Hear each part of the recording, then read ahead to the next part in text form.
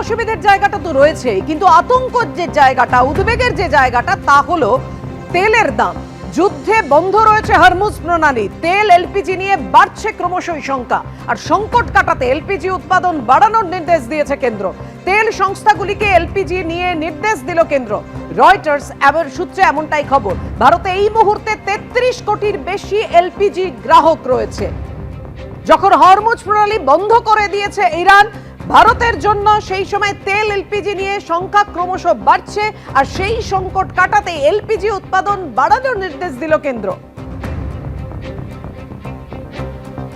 Reuters সূত্রে যে খবর পাওয়া যাচ্ছে, তেল সংস্থাগুলোকে এলপিজি নিয়ে নির্দেশ দিয়েছে কেন্দ্র। এলপিজি উৎপাদন বাড়াতে হবে, এই নির্দেশই দিল কেন্দ্র।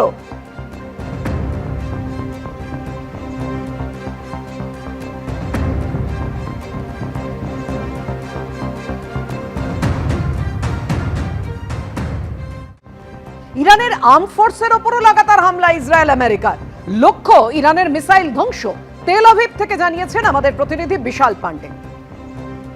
आईआरजीसी के बहुत से ठिकानों पर अमेरिका और इजराइल लगातार हमला बोल रहे हैं, क्योंकि अमेरिका और इजराइल को यह पता है कि अगर ईरान की मिसाइल शक्ति को, उनकी ड्रोन शक्ति को अमेरिका और इजराइल खत्म करने में कामयाब होते हैं तो वो ईरान में सत्ता परिवर्तन करने की दिशा में आगे बढ़ जाएंगे। 28 तारीख से युद्ध की शुरुआत हुई है, खामनेई की मौत हो चुकी है, 40 से ज्यादा बड़े कमांडर आईआरजीसी के अमेरिका और इजराइल ने मार गिराए हैं। उसके बावजूद भी ईरान खाड़ी के देशों में ड्रोन से हमले कर रहा है, बैलिस्टिक मिसाइल का प्रयोग कर रहा है, इसके साथ ही साथ इजराइल पर हमले की कोशिश कर रहा है। तो जो उसका पूरा का पूरा जखीरा है हथियारों का, अमेरिका और इजराइल ईरान के उस जखीरे को खत्म करना चाहते हैं ताकि आईआरजीसी सरेंडर करने की स्थिति में आ जाए और अमेरिका और इजराइल के साथ ईरान बातचीत करे। क्योंकि दो महत्वपूर्ण बातें हैं मेघा, जैसे स्थितियां अभी ईरान में बनी है, ऐसा मौका अमेरिका इजराइल को आगे चलकर कभी नहीं मिलेगा और इसीलिए अमेरिका इजराइल पूरी ताकत के साथ इस समय एयर स्ट्राइक कर रहे हैं।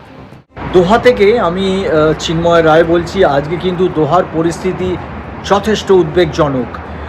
গতকাল রাত্রেও আমরা বোমার আওয়াজ পেয়েছিলাম, কিন্তু আজ সকালবেলায় ধরুন এখানকার দোহার সময় অনুযায়ী 1:30 নাগাদ আমার নিজের ফোনে সিকিউরিটি অ্যালার্ট যেটা আছে, অ্যালার্ম যেটাকে আমরা বলি, এখানে কিন্তু ফোনে অ্যালার্ম আসে, এখানে সাইরেন বাজে না, বেজে উঠলো এবং অ্যারাবিক ল্যাঙ্গুয়েজে পর্যন্ত বলা হলো যে সবাই ঘরের ভেতরে থাকুন। তার কারণ হলো 8 থেকে 10টা মিসাইল ধেয়ে এলো ইউএস এম্বাসিকে লক্ষ্য করে।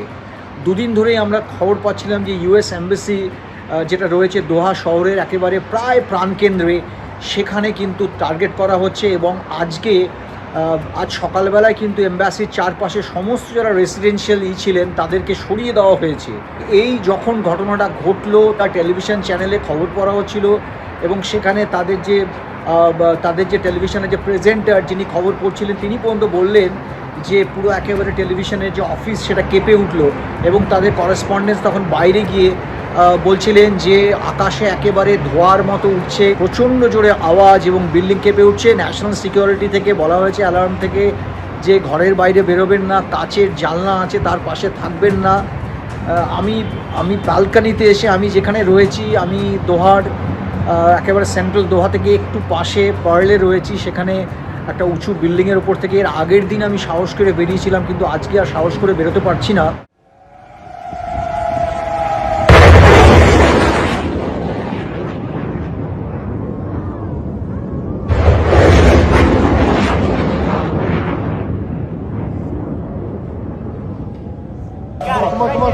Come on.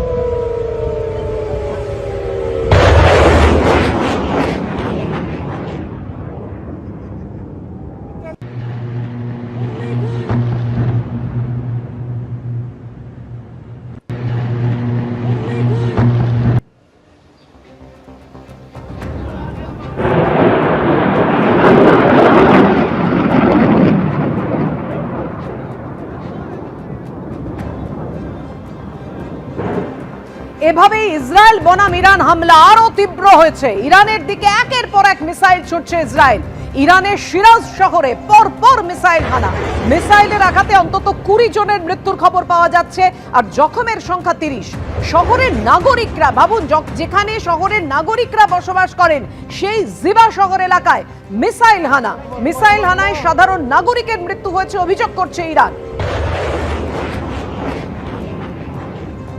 রাতভর যৌথ বাহিনী হামলা চালায়, তেহরানের আকাশে একেবারে ধোঁয়ার কুণ্ডলী।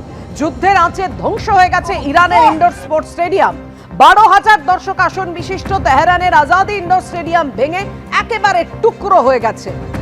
হামলার আগের ছবি যেমন আপনাদের সামনে রেখেছি, হামলার পরে কি অবস্থা হয়েছে স্টেডিয়ামের দেখুন। যৌথ বাহিনীর মিসাইল হানায় এভাবেই গুড়িয়ে গেছে খেলাধুলোর জন্য নির্দিষ্ট এলাকাও।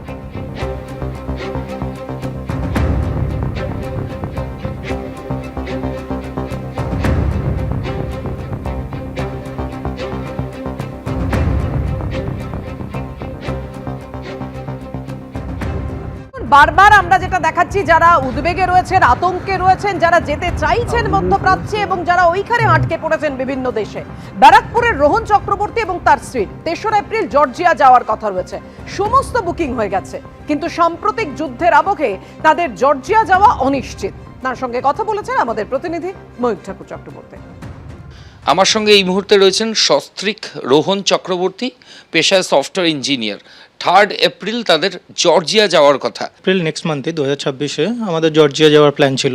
তো সেই হিসাবে সব কিছু টিকিট বুকিং করা ছিল। গত বছরের নভেম্বর মাস থেকে আমাদের টিকিট সব বুকিং অলরেডি। আমরা যে এজেন্সি ওয়ান্ডাভিশনের থ্রু থেকে যাওয়ার কথা আছে তাদের থ্রুতে সব কিছু, হোটেল থেকে শুরু করে ভিসা থেকে শুরু করে সব কিছু বুকিং করা, ট্রাভেল ইন্স্যুরেন্স সব কিছু বুকিং ছিল।